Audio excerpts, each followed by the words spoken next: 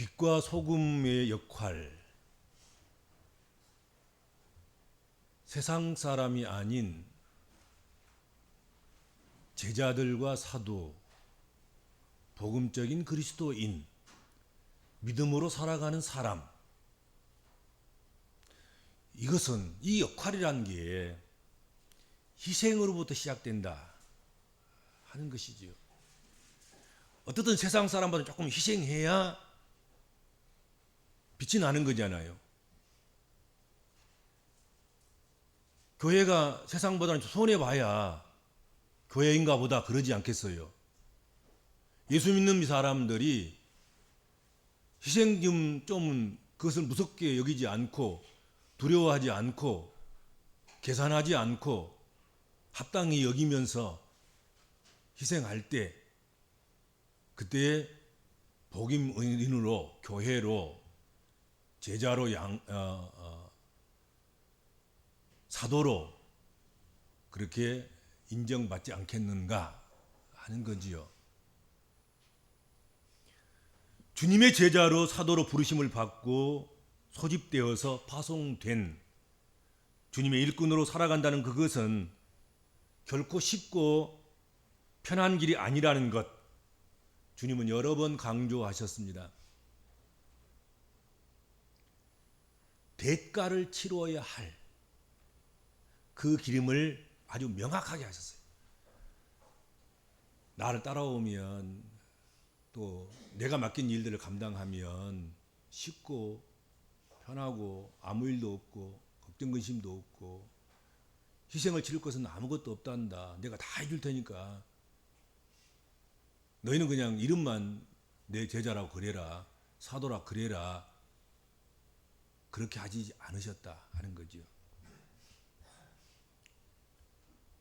오늘 본문 말씀에서 주님은 내가 세상에 화평을 주러 온 줄로 생각하지 말라. 화평이 아니요 금을 주러 왔노라. 칼을 주러 왔다. 그렇게 말씀하셨습니다. 주님이 오셔서 가르치시고 전파하고 치유하시는 일을 하시고 선택받은 제자들에게 이 일을 계승해 주시면서 또 그 일을 하도록 권능을 부여해 주시고 부어 주시면서 그리고 그들을 도시로 파송하시고 마을로 파송하시면서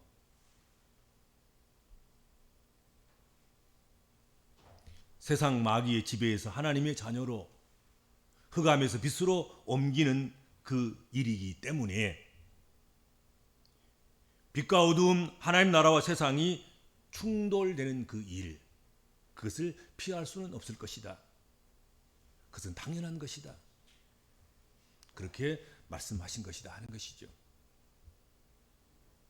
이렇게 주님의 제자가 되고 사도의 일을 향하여서 파송되어 떠나는 그 길에 제일 먼저 갈등의 소지가 있다는 것,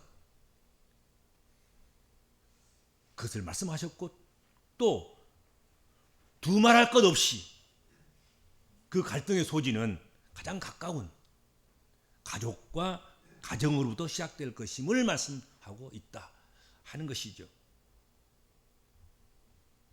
사실 우리가 주의 일을 하는 과정 속에서 가족이 힘이 되는 경우가 참 많습니다. 가족이 위로가 되기도 하고 가족이 격려가 되기도 하고 가족이 같이 짐을 지기 때문에 가볍기도 하고 그렇지만 또한 가족이 무거운 짐인 것은 또 사실입니다. 그렇죠? 가족의 반대가 가장 심하잖아요. 원래 가족 끌고 가기가 그렇게 쉽지 않지 않습니까? 아니 사명 받은 사람 사명 받은 사람이고 은혜 받은 사람 은혜 받은 사람이고 가족이 전부 다 한 공동체에서 한 무더기에서 함께 사명받고 은혜 받고 권능 받으면 참 좋은데 아버지만 받고 어머니는 안 받고 부모는 받았는데 자녀들은 안 받았다 그런다고 하면 이게 골칫덩어리가 가족인 거란 말이에요. 그때부터는 가족 가운데 타종교인이 있고 가족 가운데 무신론자가 있고, 그러면 가장 옆가슴이 가족 아니겠습니까? 주의 일을 하는데 가장 걸림돌이 가족 아니겠냐 말이죠. 우리가 이미 살펴보았던 베드로의 장모가 열병이 들었다. 중풍병자가 누워있는 것 같이 그렇게 그 열병으로도 중한 병상이 돼서 오랫동안 병상에 누워 있었다 하는 거지요. 근데 우리가 그 원인을 찾아보았잖아요. 여러 가지로 이제 왜 베드로의 장모가 열병이 걸려서 마음이 다쳐서 그렇게 중풍병자처럼 일어나지도 못하고 누워만 있었는가? 전염병일까? 장티푸스와 같은 그런 질병이었을까? 육신의 질병 그뿐이었을까? 마음의 병은 없었을까? 그런 생각으로 해본 거지요. 그러면서 베드로와 그 형제 안드레가 진짜로 가정밖에 몰랐거든. 갈릴리 호수에서 가족들을 생각하면서, 가족들의 생계를 생각하면서 매일매일 배에 몰고 나가서 그물 쳐서 고기 잡아갖고 오면 그것을 가지고 온 가족이 생계도 유지하고 저축도 하고 미래도 꿈꾸면서 그렇게 살아간 거지요. 근데 어느 날 예수 청년이 오시더니 베드로와 안드레를 이렇게, 너 이제 고기 잡는 어부 그만두고 사람 잡는 어부가 되라. 그러려면 나를 따라와야 된다.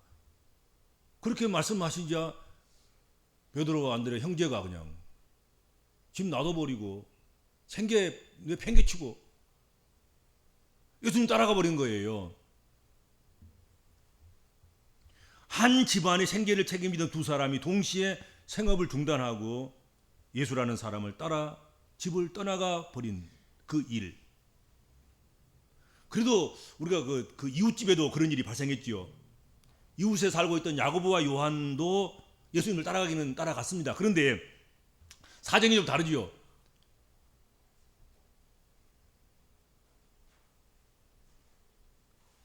요한과 야고보는 세베대라는 아버지가 있었단 말이죠. 아버지와 함께 그물을 깁고 있었단 말이죠. 그러니까 사실은 아들들이 좀 객기로 떠나간다 하더라도 아버지가 늘 연로하지만 생계를 유지하고 가정을 돌볼 수 있는 그런 상태에 있지요. 그런데 베드로와 안드레 그 가정에는 베드로 안드레 외에 집안의 생계를 책임질 다른 사람이 없었던 것이죠. 그런데 두 사람이 다 생계를 버리고 예수님을 따라다니는 일에 몰두하자마자 또 그것을 보았을 때 그것을 만류해 보기도 하고 지켜보기도 하고 그러는 가운데서 얼마나 어이없고 막막하고 황당했을까. 그래서 얻은 것이 베드로 장모의 화병, 열병이 아니었을까. 그렇게 생각한다는 거지요. 이런 일이 베드로의 집에서만 일어나는 일이겠는가 하는 거지요. 가족끼리 사랑을 나누고 화목하고 아주 단란하게 그렇게 지내는 것, 그것보다 아름다운 일이 어디 있겠습니까? 주님께서는 그런 가정에 불을 던지러 오고 검을 던지러 오고 불화하도록 그렇게 선동하는 것이 아니다 하는 것입니다. 말씀의 분별을 잘 하셔야 됩니다. 예수께서 내가 화평을 주러 왔는지 아느냐, 나는 너희들에게 불을 던지러 왔고 검을 주러 왔다 그러니까 뭐 가정을 해치러 오신 것으로 생각하고 오해하면 안 됩니다.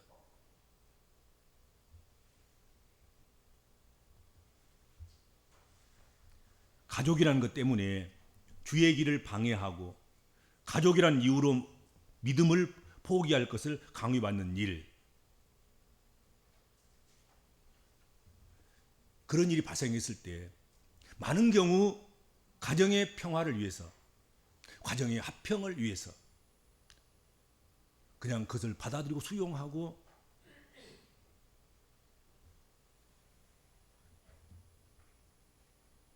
많은 일을 하려고 계획했던 그 일을 축소하고 가려던 그 길을 멈추고 적당히 타협해서 그렇게 하는 그런 가정들이 얼마나 많냐 하는 것이죠.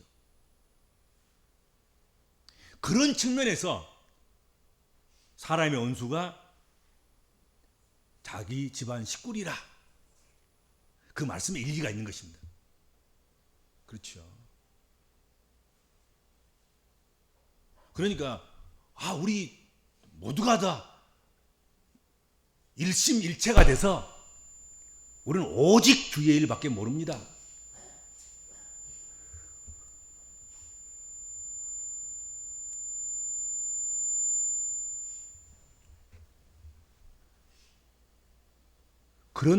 그런 가운데 거기서 원수가 되는 가족이 있을 수 있겠습니까? 거기에서 무슨 검을 들고 설칠 이유가 뭐 있겠습니까? 주의 일을 하려고 하는데 발목을 잡고 그 길밖에 없느냐고, 좀 더 쉬운 길도 있고 좀 더 멋진 길도 있고, 그런데 왜 아버지는, 왜 어머니는, 왜 딸내미 너는 그 험한 길, 어려운 길, 아무도 가려고 하지 않는 길, 그 길을 가려고 하느냐. 그러니까 거기서 분쟁이 나오고 다툼이 나오고 싸움이 나오고 원수가 되고 그런 것 아니겠습니까? 가족이라 할지라도 예수님보다 더 사랑하는 것은 합당치 않습니다. 가정의 화평을 위해서 믿음을 포기해서는 안 됩니다. 하나님의 자녀가 되고 일꾼이 되는 일에 있어서 믿지 않는 가족의 반대는 우리가 반드시 극복해내야 할 문제입니다. 타종교인, 무신론자, 이단에 빠진 자, 세상 즐거움과 세상 쾌락에만 몰두하는 자, 그들이 가족 안에 있을 때 가족을 사랑한다는 그 때문에 그들의 편을 들고 그들의 요구를 응답해주고 그들의 뜻에 따라서 내가 주님을 사랑하는 것들을 약화시키고 그것을 포기하고 그런 일이 있어서는 안 된다 하는 것이죠. 가족보다 더 사랑해야죠, 주님을. 주님보다 더 가족을 사랑하면 안 된다. 그래서 가족이 원수다는 거죠. 가족 가까운 곳에 있는 사람들이.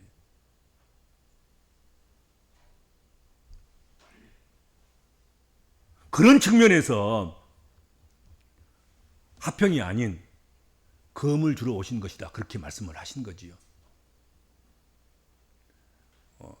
모든 믿음의 가족과 식구들이 주님을 더욱 사랑하면서 주의 일을 위해서 다투는 그 일에는 검이 필요가 없어요. 원수 될 것도 없어요. 그렇죠. 가족이라는 것, 그것을 내세워서 주님의 일을 덜 하자, 주님의 일을 하지 말자, 주의 일을 하지 말자, 우리 좀 더 기쁘게 해줘, 우리 좀 더 즐겁게 해줘, 우리와 놀아줘, 이러니까 분쟁이 되는 것이고 가족이 원수가 되는 것이고 그래서 싸움이 나는 것이고 그렇게 되는 것 아니겠습니까? 가정과 가족을 위해서라면 무조건 구원이 포기되고 하나님을 섬기는 일이 뒤로 미루어져도 좋다, 그렇게 돼서는 안 된다 하는 것입니다. 가족이니까. 가족이 주일날 모이자고 하는데 안 갈 수가 있나? 가족이 그런다는데, 가족이 그러면 구원도 포기하시고, 가족이 그런다면 죄악도 짓고, 그러면 안 된다는 것 아니겠습니까, 지금? 그런 가정에 하나님께서는 불을 주러 오신 것이고 금을 주러 오신 것이라는 거지요. 싸워서 이겨야 될 문제지. 가족 사랑한다는 핑계대고 적당하게 내 육신의 정욕을 쫓아서 그 쉬운 길로 즐거운 길로, 쾌락의 길로, 아감하게 사단이 좋아하는 그 일들을 하는 그런 자로 우리가 전락해서는 안 되는 것이죠. 가족의 요구에 따라서 예수를 부인하고 우상을 섬기는 일을 계속해야 되는 것은 아니다 하는 것이죠.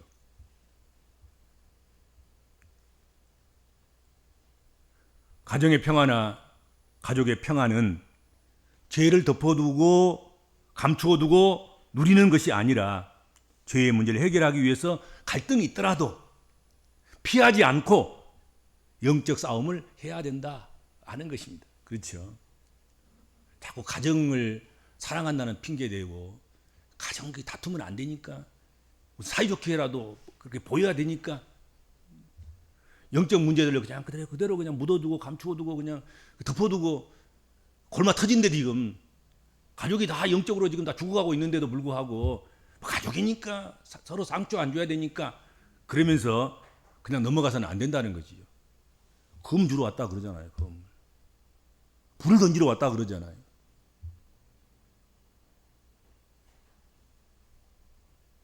가족 간의 육신적인 화평도 중요하지만 그보다 더 중요한 것은 온 가족이 다 구원 얻는 일이고 온 가족이 영생을 얻는 길이고 온 가족이 함께 복음의 길을 가는 거란 말이죠. 그렇지 않겠습니까? 차라리 남남이 되더라도 칼로 도려낼 건 도려내야 되고 칼로 찔러야 할 건 찔러야 하는 것이고 칼로 해결할 건 해결해야 된다는 얘기지 않아요.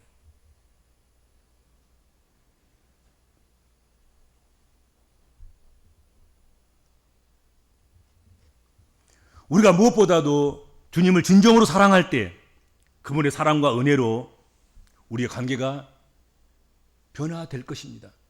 그렇게까지 극단적으로 우리가 정말 주님을 사랑하고 주님을 위해서라면 가족이라도 우리가 버릴 생각을 하고 그렇게 주님 앞에 나아가서 그렇게 기도하고 그렇게 열심을 내고 그렇게 힘을 쓰고 애쓴다고 하면 하나님께서 가족도 이해시킬 것이고 가족도 관계가 회복되게 하실 것이고 결국은 그 진심이 통해서 가족들도 부모의 품으로 또 앞에서 이끌어가는 믿음의 주도권을 가진 믿음의 리더를 따라가는 그런 놀라운 역사가 있을 것이라는 거지요. 그것을 우리가 의심할 필요는 없어요. 그만한 능력, 그만한 힘, 그만한 권능 그것은 교회에 있고 주님에게 있고 그렇죠. 믿음에 있는 거예요. 그걸 전제하는 것이죠. 그러니까 검을 사용하면 망하고 검을 사용하면 끝나고 검을 사용하면 다 흩어진다. 이것을 봉합하거나 변화시키거나 바꿀 수 있는 그런 힘은 없다. 그런다면 모르지만 하나님은 우리 진실을 아시고 우리 애씀도 아시고 우리 기도도 들어주시고 우리 간청도 기울여 접수하시고 수락하시고 받아들이시는 그 하나님께서 결국은 우리 열심대로 보상해 주시고 우리 수고대로 갚아주시는 하나님이다. 그렇게 생각할 때 정말 주님을 사랑해서 주님을 더 사랑해서 가족을 좀 덜 사랑하는 것 때문에 그렇게까지 가슴 아프거나 믿음이 잘못됐다고 후회하고 낙심하고 그럴 필요는 전혀 없다 하는 것입니다. 내가 괜히 예수 믿다가 이 가족까지도 지금 이렇게 서로 등을 돌리게 되니 차라리 예수 안 믿을 걸 그렇게 후회할 필요 없단 말이죠. 그렇잖아요. 여러분 주님을 더 사랑하면 그냥 가족을 내버려 두지 않으셔요. 하나님께서 언젠가는 자신놈 깨닫게 해주셔요. 아, 우리 아버지가 우리 어머니가 그래서 나를 그렇게 달달 볶았구나. 그래서 나를 마치 원수 대하듯이 마치 전쟁에 나가서 적을 향해서 적의 가슴을 향해서 칼을 내면서 찌르듯이 나에게 그렇게 모진 말도 하시고 막 그러셨구나. 아, 이렇게 영혼권이 중요하고 이렇게 영생이 중요하고 이렇게 하나님의 자녀가 되는 것이 중요해서 아, 그때 그래서 그러셨구나. 다 그렇게 하나님께서 이해시키시고 마음을 돌려주시고 깨닫게 하시고 알게 하시고 받아들이게 하실 줄로 믿습니다. 좀 심하더라도 좀 하셔야 돼. 너무 무관심하면 안 되는 거예요. 될 대로 되라 그러고 말이지.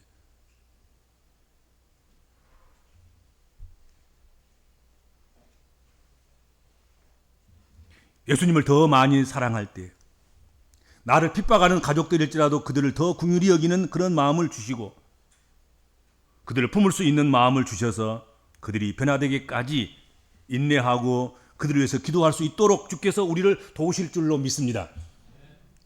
우리가 주님 더 뜨겁게 사랑하면 가족 간의 갈등의 문제들은 다 풀어갈 수 있어요. 그럴 힘도 주시고, 그럴 능력 주시고, 그런 은혜도 주셔 하나님께서.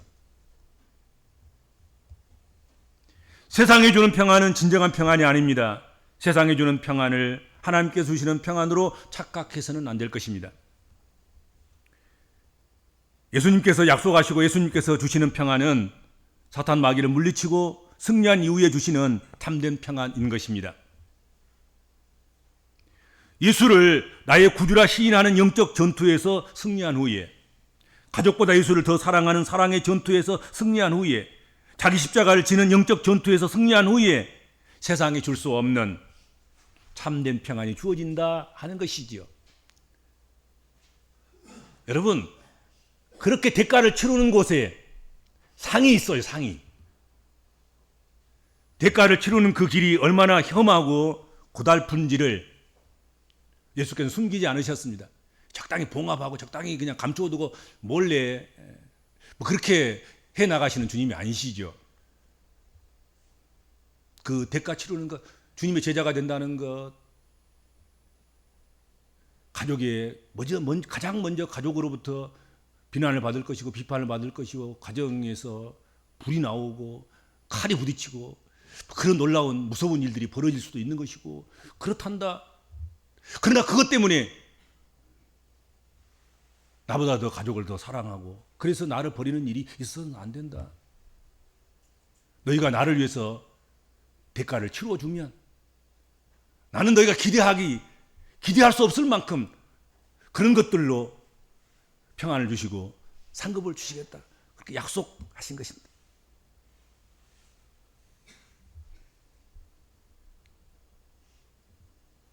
그러므로 제자가 되어서 그 사명을 감당하는 힘든 것만 생각하지 말고 우리의 눈을 축복과 위로가 가득한 장차 받아 누릴 상급을 바라보는 눈으로 우리의 눈길을 돌려야 한다 하는 것이죠. 복음을 전하는 자는 하나님이 필요를 채우시는 은혜를 경험하게 될 것입니다.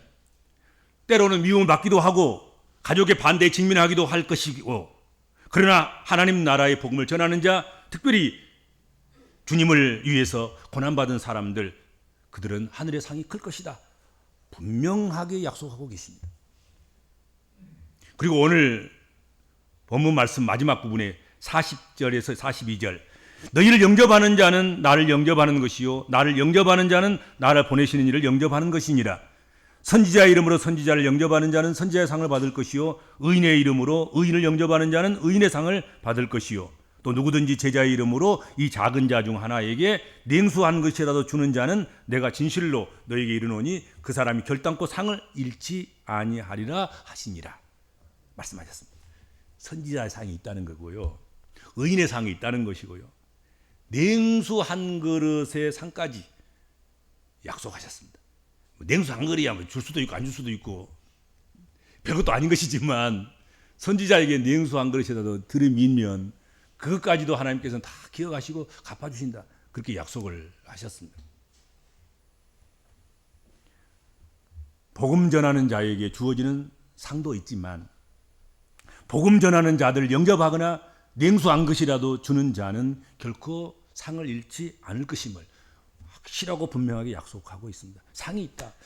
자꾸 이제 현실적인 것만 생각하고 이 상 쪽에 이런 것들을 무시하고 멸시하고 천대하고 소중히 여기지 않는 그런 기독교, 그런 크리스찬들이 너무 많은 것 같아요. 상 안 받아도 좋으니까 뭐 그러면서 현실적인 것만을 추구하는 그런 그리스도인들이 많은데 성경에서 분명하게 상에 대해서 이야기하고 있다 하는 것이죠. 주님을 더 사랑해서 가족 간에 다툼이 생기고, 주님을 더 사랑해서 세상을 포기하고 세상으로부터 멸시전대를 받고, 그런 자에게는 하나님께서 더 큰 상, 더 많은 상을 주실 것이다 약속하고 계시고, 또 그런 주의 제자들과 복음 전하는 자들과 사도들을 위해서, 또 선지자를 위해서, 의인을 위해서 작은 물 한 컵이라도 대접하는 자에게는 하나님께서 모른 채 하지 아니하시고 반드시 갚으시는 상을 주시겠다 약속하셨습니다. 조금 좀 대가를 치르는 일에 힘들고 어렵더라도 상을 바라보면서 이렇게 여러분 힘있게 주께서 우리에게 주신 사역과 사명을 잘 감당하는 그런 여러분 되시기 바랍니다. 주님 은혜 감사합니다.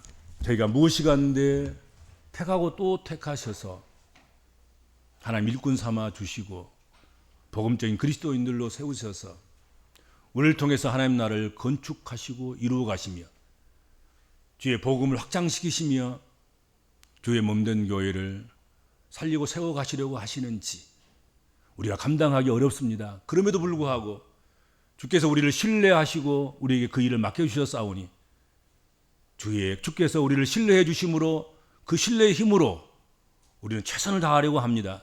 대가를 치러보려고 합니다. 하나님 힘들고 어려울지라도 상급 바라보면서 대가를 충분하게 잘 치러가는 주의 백성들 되게 하시고 주의 몸된 교회 되도록 인도하여 주옵소서. 감사하며 예수님의 이름으로 간절히 기도하옵나이다. 아멘.